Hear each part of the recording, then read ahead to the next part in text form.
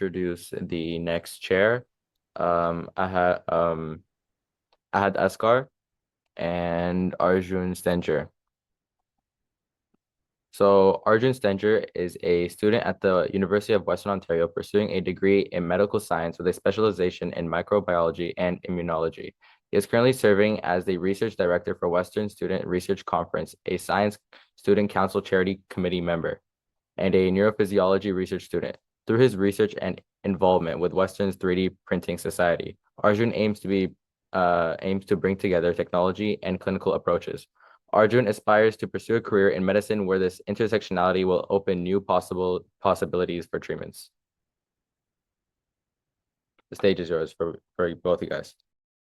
Are the next speakers Asghar and are they the next speakers? Yeah. Yes, okay. Hello everyone. Today's presentation is by myself, Asghar, and one of my co-researchers for this project, Arjun Stenger. Our group investigated the prevention of protein aggregation in ALS. So ALS, or amyotrophic lateral sclerosis, is a rare but severe neurodegenerative disease. On average, patients have a life expectancy of only 2 to 5 years after diagnosis.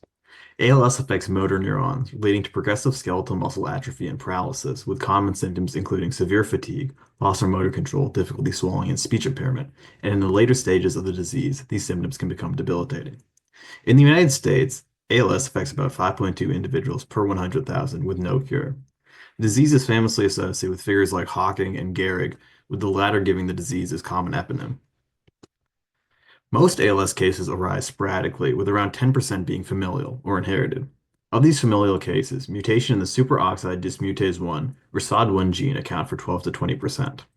SOD1 is a copper and zinc binding enzyme that eliminates potentially harmful superoxide free radicals before they can do damage in the body. Two notable mutations in the SOD1 gene are A4V and D90A. While A4V is the most common mutation in the United States and is associated with rapid disease progression, the D90A mutation is the most prevalent worldwide and presents unique challenges for study. Compared to A4V, D90A mutations typically result in more consistent age of onset and longer survival, along with the formation of toxic aggregates. Additionally, D90A has been observed to promote misfolding and aggregation of other non-SOD1 proteins, which can amplify the severity of ALS symptoms. Without proper SOD1 function, superoxide-free radicals can accumulate, damaging DNA, proteins, and other macromolecules, promoting apoptosis of it, ultimately driving neuronal death. It is this distinctive behavior of D90A SOD1 mutants that makes them an ideal target for a small molecule therapeutic intervention that can be designed in silico. So to begin designing a small molecule that would prevent aggregation, we first acquired the structure of the non-mutated SOD1 protein from the protein databank under the accession code 2C9V. There are no available structures for the D90A SOD1 mutant monomer that we wanted to study, so we generated our own using FIRE2 in the sequence. Due to the high structural similarity between our examined mutant and the wild-type SOD1, we used ALLOCYTE to map out allosteric sites, allowing us to ensure that we avoided targeting these regions with our small molecule. This makes it so that wild-type SOD1 function would be preserved if any off-target binding occurred due to the structural similarity. Then, we used ClusPro to dock the FIRE2-generated D90A monomers into a dimer, and then dock those dimers into aggregates.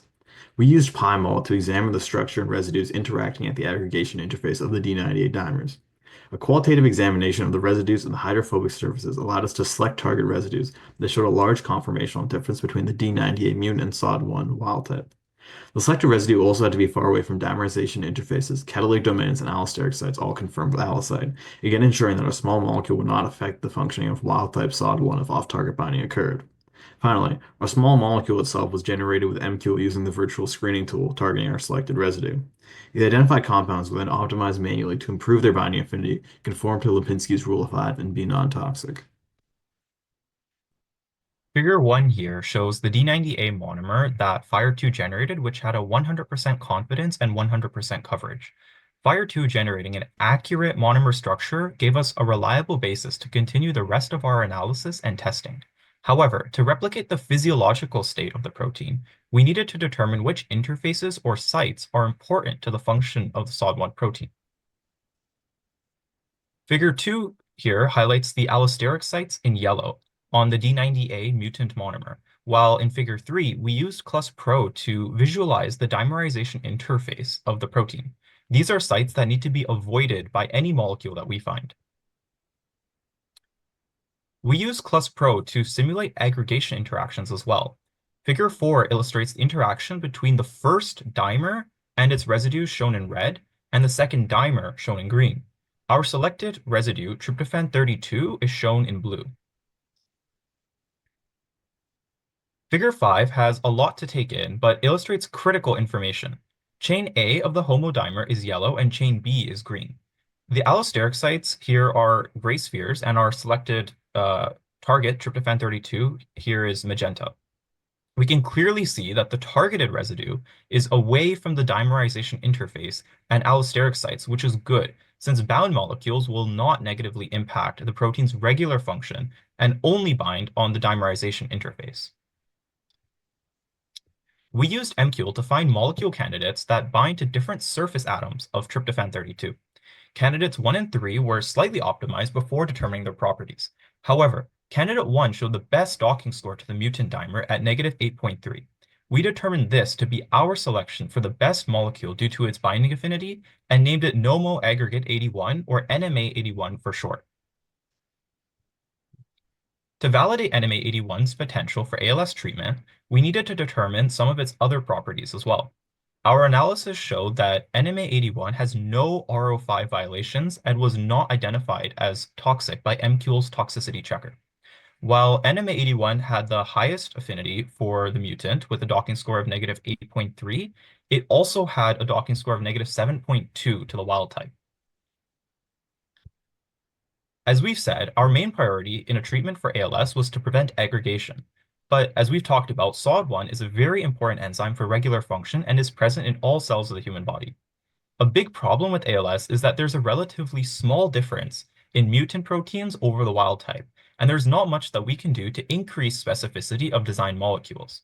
So we had to figure out a way to avoid disrupting enzymatic function, which means we avoided the active site, the allosteric sites, and the site of dimerization, all of which are important for regular function. As you can see, the residue that we targeted, tryptophan 32, was far away from any of these sites.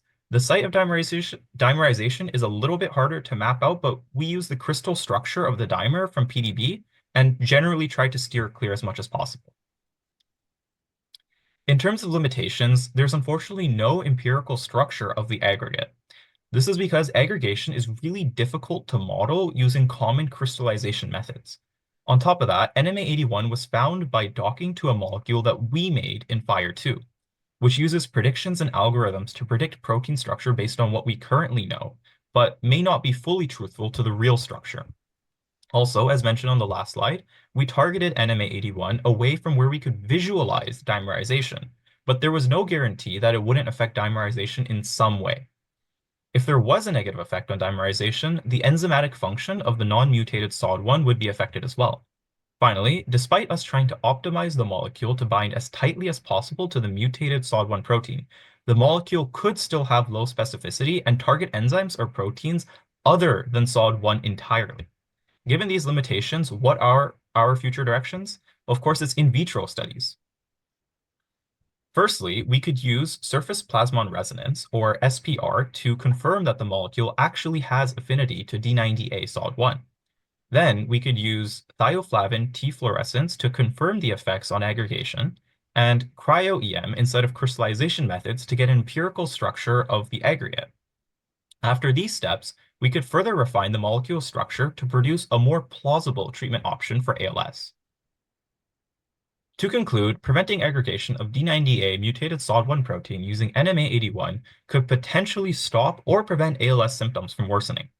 Similar mechanisms could also be applied to develop treatments for other mutated forms of SOD1 protein like A4V, G93A, etc.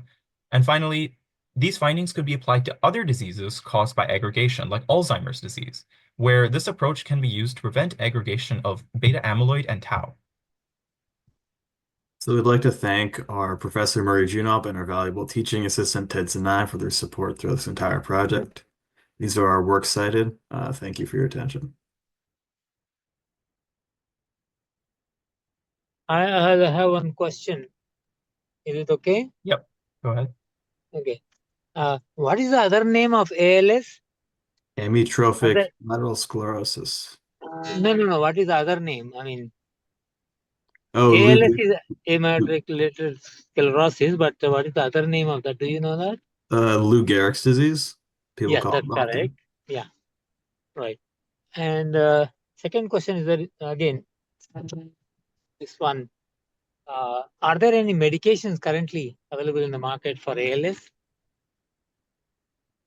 I believe that there are very few. I'm not sure if any have recently gotten FDA approval, but as far as I know, there aren't many that are widely effective for ALS treatment.